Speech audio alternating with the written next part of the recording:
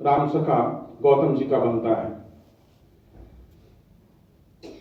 उनका इतना आकर्षक और जीवंत व्यक्तित्व रहा है कि उनके बारे में पढ़ने से ही मन स्पंदित होता है, प्रेरित होता है और चकित भी होता है कि एक व्यक्ति जैसे जैसे अपने जीवन के अवसान की तरफ बढ़ता है, उसकी ऊर्जा और उसकी जिजीविषा अपने अकादमिक संकल्पों के प्रति कितनी बढ़ी जाती है और किस तरीके से वो अत्यंत निष्प्रिय भाव से भरकर इतने बड़े संस्थान और इतने सार्थक संस्थान की न केवल नींव रखता है बल्कि आजीवन उसका पुष्पन पल्लवन भी करता है।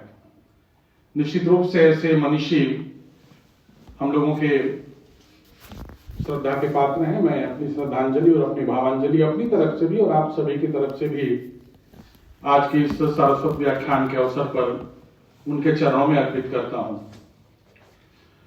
जहां तक आज के व्याख्यान का संबंध है, अध्यक्ष जी ने आपके सामने उद्घाटित किया कि इस व्याख्यान को देने के लिए बहुत बड़े बड़े लोगों ने यहां पर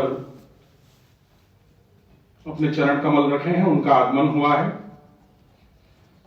और उन बड़े लोगों के बीच में मुझे सिसोदिया जी ने बुला लिया तो मुझे तो ऐसा लगता है कि उन्होंने एक बड़ा जोखिम ले लिया, एक बड़ा रिस्क उन्होंने लिया है और अगर उन्होंने ऐसा रिस्क लिया है तो वो जाने और उनका काम जाने। मैं तो एक अकिंचन अपनी सामर्थ्य से, अपनी बुद्धि से, अपने गुरुओं के प्रभाव से जो कुछ भी आपके सामने निवेदन कर पाऊंगा करूंगा, लेकिन इतने बड़े लोगों का इस मंच से बोलना ये मेरे ऊपर एक दबाव का भी कारण है। आज का विषय जो मैंने चुना है आप लोगों के सम्मुख प्रस्तुत करने के लिए, वो विषय है वर्तमान भारत की बौद्धिक निर्मिति, या आप इसको अंग्रेजी में कह सकते हैं intellectual configuration of contemporary India. बहुत सारे विद्यार्थी भी यहां बैठे हुए हैं। मुझे बताया गया है कि वे लोग शोध के क्षेत्र में पदार्पण कर रहे हैं और शोध प्रविधि पर उनका एक पाठ्यक्रम यहां पर संचालित हो रहा है। इसलिए विशेष रूप से उनको लक्षित करते हुए मैं ये बात आपके समक्ष कहना चाहूंगा कि जो आज का विषय है, इस विषय को आप कई अर्थों में ले सकते हैं। आजकल भारतीय ज्ञान परंपरा की बहुत चर्चा हो रही है, इस विषय को आप भारतीय ज्ञान परंपरा के रूप में भी ले सकते हैं। शोध की भारतीय दृष्टि को उद्भासित करने की आवश्यकता पर बहुत बल दिया जा रहा है। आप शोध की भारतीय दृष्टि क्या हो, उसमें कौन से नए इनपुट डाले जाएं, कौन से उपेक्षित विषयों पर पुनर्विचार किया जाए, आप इस दृष्टि से भी इस व्याख्यान को देख सकते हैं। मित्रों, आप प्रबुद्ध जन हैं, आप जानते हैं कि जब भी सत्ता के शीर्ष प्रतिष्ठान पर भारतीय जनता पार्टी विद्यमान होती है तो इस प्रकार के प्रश्न ऐसा लगता है जैसे कहीं नीचे दबे हुए हैं और ऊपर सतह पर आ गए हैं। भारतीय शोध दृष्टि का प्रश्न, भारतीय ज्ञान परंपरा का प्रश्न, आत्मबोध का प्रश्न, राष्ट्रबोध का प्रश्न, इतिहास बोध का प्रश्न, स्वदेशी का प्रश्न, स्वराज का प्रश्न, ऐसा लगता है कि ये कुछ विस्मित प्रश्न है और ये प्रश्न किन्हीं प्रेरणाओं के कारण एकदम से उभर करके सतह पर आ गए हैं। और इसका एक बड़ा मनोरंजक प्रभाव यह होता है कि शिक्षण संस्थाओं के शीर्ष पर बैठे हुए बहुत से लोग इन विषयों पर बहुत सारे प्रायोजित कार्यक्रम आयोजित करा के अपनी अतिरिक्त महत्वाकांक्षाओं को पूरा करने का प्रयास भी करते हैं और कई बार वो इसमें सफल भी हो जाते हैं। लेकिन जैसे सत्ता का चरित्र होता है, जैसे जैसे वो अवसान की तरफ जाती है, उनके इस प्रकार के जो संकल्प होते हैं उनकी आभा धीरे धीरे मंद पड़ जाती है, क्षीण पड़ जाती है और फिर से ये प्रश्न कहीं नीचे दब जाते हैं। लेकिन मेरा निवेदन आप लोगों से यह होगा कि ये जो प्रश्न है, वर्तमान भारत की बौद्धिक निर्मिति का प्रश्न है, आधुनिक ज्ञान परंपरा का प्रश्न आप इसको कह सकते हैं, भारतीय शोध दृष्टि का प्रश्न कह सकते हैं, भारत बोध, इतिहास बोध, राष्ट्रबोध, आप जिस नाम से भी इस प्रश्न को लेना चाहें, इन प्रश्नों को हमें किसी राजनीतिक दल के एजेंडे से ऊपर हटकर देखने की चेष्टा करनी चाहिए। ये हमारे लिए सार्वकालिक महत्व के विषय हैं, ये हमारे लिए पेरेनियल सिग्निफिकेंस के विषय हैं और इसलिए किसी भी राजनीतिक दल के आने या जाने से हम लोगों को इन प्रश्नों को जोड़कर नहीं देखना चाहिए और कम से कम इस मामले में हम लोगों को अपनी अकादमिक स्वायत्तता को अक्षुण्ण रखने की, उसको बनाए रखने की चेष्टा करनी चाहिए। जो विषय आज आपके सामने प्रस्तुत करना है,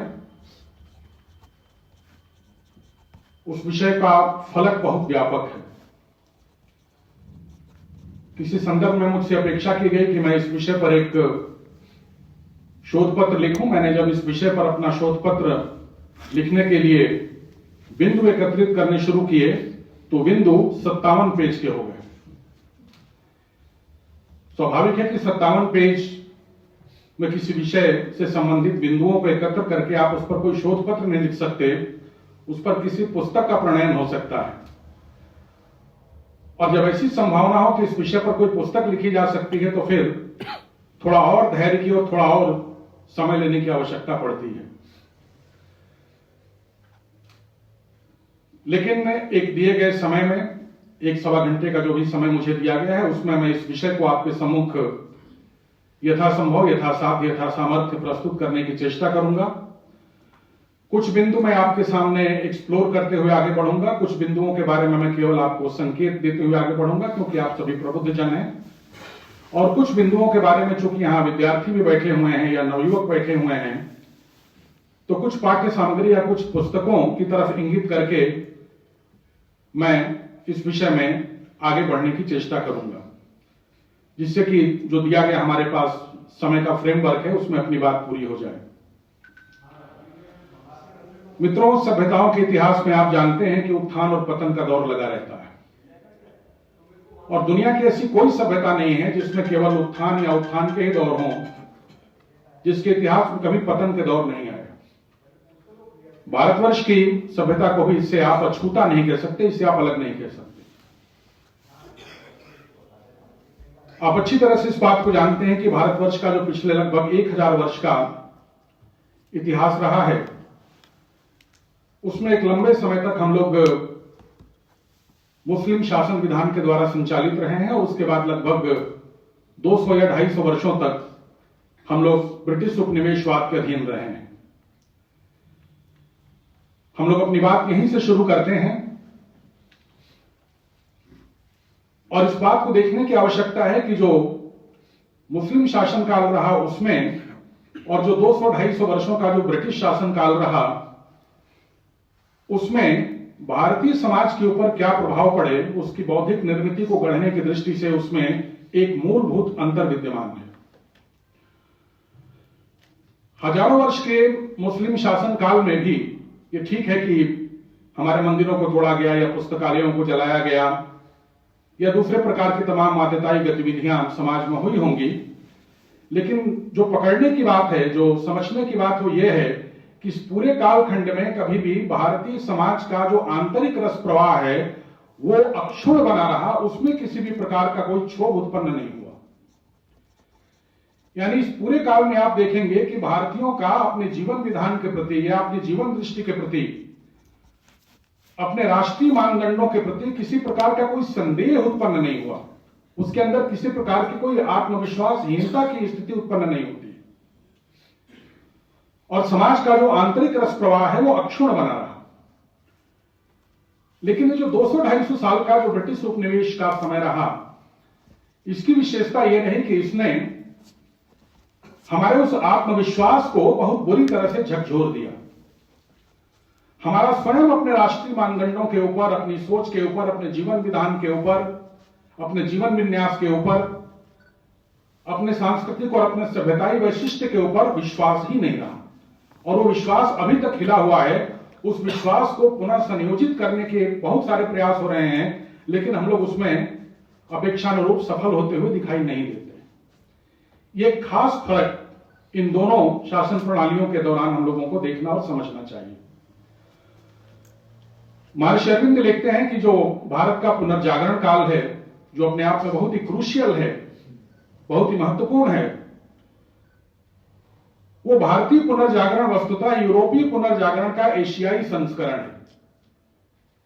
Indian renaissance is the Asian edition of European renaissance. कुछ अर्थों में यह बात श्री अरविंद की बिल्कुल सही भी है, लेकिन यहां पर हमको यह नहीं भूलना चाहिए कि यूरोप ने अपनी लगभग मध्यकालीन परंपरा का तिरस्कार करके या उसका निषेध करके पुनर्जागरणकालीन सिद्धांतों को अपने ऊपर स्वीकार किया था और भारतवर्ष के ऊपर उसके जीवन और उसकी सभ्यता की तासीर और उसकी इच्छा के विपरीत उन पुनर्जागरणकालीन मान्यताओं को सुपर इंपोज किया गया था, उसको प्रतिस्थापित किया गया था। दोनों में फर्क है और इस वजह से जो भारतीयों का पुनर्जागरण काल है उसमें आप देखेंगे कि दो प्रकार की प्रवृत्तियां साथ साथ इसमें चलती हुई दिखाई देती हैं। बहुत सारे ऐसे अवसर आते हैं जहां पर हमें अपनी सभ्यता और अपनी संस्कृति के प्रश्नों को लेकर के गर्व का भाव भी उत्पन्न होता है, लेकिन साथ साथ कुछ बिंदुओं को लेकर के हमारे मन में ग्लानि का भाव भी उत्पन्न होता है। कुछ प्रश्नों को लेकर के हम अचंभित भी होते हैं, उनका हम स्मरण भी करना चाहते हैं, लेकिन कुछ चीजों का हम विस्मरण कर देना चाहते हैं। ये जो विरोधी प्रवृत्तियां भारतीय पुनर्जागरण में आपको दिखाई देंगी, इन्होंने हमारी आज की मानसिक अवस्था को या हमारी आज की बौद्धिक निर्मिति को गढ़ने में महत्वपूर्ण भूमिका अदा की है। और ऐसा लगता है कि जिस समय हम आजादी के मुहाने पर खड़े हैं या ब्रिटिश उपनिवेशवाद से स्वतंत्र होने की चेष्टा कर रहे हैं, उस समय एक थका हारा क्लांत श्रांत देश आगे तो बढ़ना चाहता है, लेकिन अपनी दिशा को लेकर के वो दुविधाग्रस्त है, वो असमंजसग्रस्त है। और आप सभी जन इस बात को भी देखेंगे कि जो दुविधा और असमंजस है, ये दुविधा और असमंजस आज तक हमारे पीछे पड़ी हुई है, वो अभी तक हमारा पीछा नहीं छोड़ रही है। विपिन चंद्र पाल की एक बहुत छोटी सी किताब है, the soul of India, Bharat की आत्मा। उस पुस्तक में उन्होंने अपने एक नौजवान ब्रिटिश मित्र को तत्कालीन भारत की बौद्धिक प्रवृत्ति या उसके परिवेश के बारे में संसूचित किया है। विपिन चंद्र पाल कहते हैं कि तत्कालीन भारत की बौद्धिक निर्मिति को बनाने में 3 कारकों का महत्वपूर्ण योगदान है। एक तो वो जो अंग्रेज अफसर भारत में प्रशासनिक सेवा के अंतर्गत आए, उन्होंने भारत में सर्वे करने की संस्कृति, गणना करने की संस्कृति, जिसे आजकल हम लोग लॉजिस्टिक्स कहते हैं, स्टैंडर्ड्स तय करने की संस्कृति, इस तरीके की चीजें उन्होंने भारतवर्ष में स्थापित की। और चीजों को गिनना, गणना करना, सर्वे करना, उनकी लॉजिस्टिक्स तय करना, उनके मानदंड तय करना, जो आजकल भी हम लोग अपने शैक्षणिक संस्थानों में, अपने शोध संस्थानों में करते हैं, वो बहुत कुछ हम लोग वहां से बोरो करते हैं या उसका प्रभाव अभी भी हमारे चित्त पर दिखाई देता है। उसके साथ साथ उन्होंने ये कहा कि जो ईसाई मिशनरी भारतवर्ष में आए, उन मिशनरियों ने भी अपनी दृष्टि से, अपनी समझ से भारत के सांस्कृतिक और धार्मिक प्रतीकों की व्याख्या करना शुरू किया। और कई बार ऐसा करते हुए जाने अनजाने में वे कुछ ऐसी अटपटी व्याख्याएं कर देते हैं जो भारतीयों को असहज कर देती हैं। आज भी कभी कभी इस प्रकार की व्याख्याओं के चिन्ह हमको दिखाई देते हैं। शिव को लेकर के या दुर्गा को लेकर के या हनुमान जी को लेकर के या काली को लेकर के जिस प्रकार की टीका टिप्पणियां कभी कभी हमारे सामने आती है, उससे हम लोग अपने आप को असहज और कई बार आहत भी महसूस करते हैं। तीसरा, उन्होंने कहा कि भारतवर्ष के ऊपर जो ब्रिटिश उपनिवेशवाद का प्रभाव पड़ा, उससे तमाम पश्चिमी विचारकों का आकर्षण भी भारतवर्ष की तरफ बढ़ा। और वो कई नाम लेते हैं, आप लोग राजनीति शास्त्र, समाजशास्त्र इत्यादि विषयों के जानकार हैं। उन्होंने बिलोबी का नाम लिया है, उन्होंने बार्कर का नाम लिया है, उन्होंने डनिंग का नाम लिया, उन्होंने हिगेल का नाम लिया है, उन्होंने मार्क्स का नाम लिया है, उन्होंने मॉन्टेस्क्यू का नाम लिया है और कहा कि ये वो विचारक हैं जो भारतवर्ष के बारे में जिस प्रकार की बौद्धिक गढ़न उनकी थी, जिस प्रकार का उनका अपना इंटेलेक्चुअल कॉन्फ़िगरेशन था, उसके हिसाब से टीका टिप्पणियां करते हैं। कोई कहता है कि भारतवर्ष गर्म जलवायु का देश है, इसलिए लोकतांत्रिक शासन पद्धति यहां के लोगों के लिए अनुकूल नहीं है।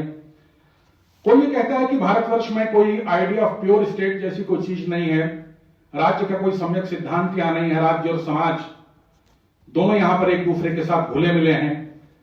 कहां से राज्य शुरू होता है, कहां पर समाज समाप्त होता है, इसका कोई डिमार्केशन नहीं कर सकते। विधि और नैतिकता के सिद्धांत भारत में बहुत ही घुले मिले हैं, इसलिए विधि का कोई शुद्ध स्वरूप भारतवर्ष में समझ में नहीं आता। तो इस तरीके की टीका टिप्पणियां वे लोग कर रहे हैं और उनके लिए वो स्वाभाविक था क्योंकि उनका जो बौद्धिक गढ़न है, उनकी जो इंटेलेक्चुअल ट्रेनिंग है, वो उसी प्रकार की थी। परिणाम यह होता है कि उनकी इस टीका टिप्पणी से तत्कालीन भारत के जो बुद्धिजीवी हैं वो आहत भी होते हैं।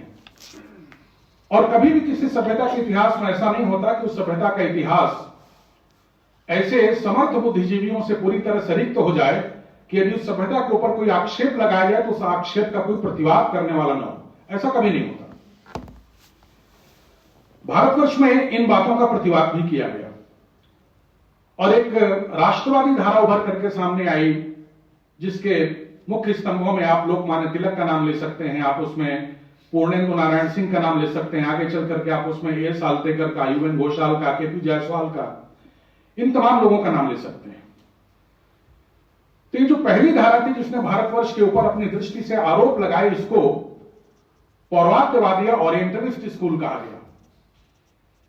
इसने एक तरीके से हमारी बौद्धिक निर्मिति को गढ़ने में अपनी भूमिका अदा की और इसके प्रतिवाद स्वरूप जो धारा उत्पन्न हुई उसको राष्ट्रवादी धारा या नेशनलिस्ट स्कूल कहा गया। उसने अपने तरीके से इन बातों का प्रतिवाद करने की कोशिश की।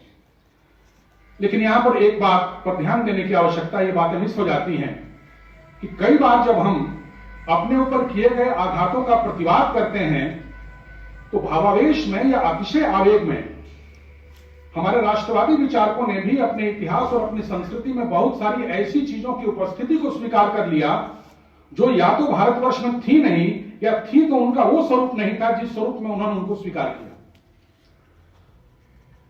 उदाहरण के तौर पर उन्होंने कहा कि भारत में भी लोकतंत्र है, भारतीय इतिहास में लोकतंत्र है। हमारे प्रधानमंत्री कह रहे हैं कि भारतवर्ष जो है वो लोकतंत्र की जननी है।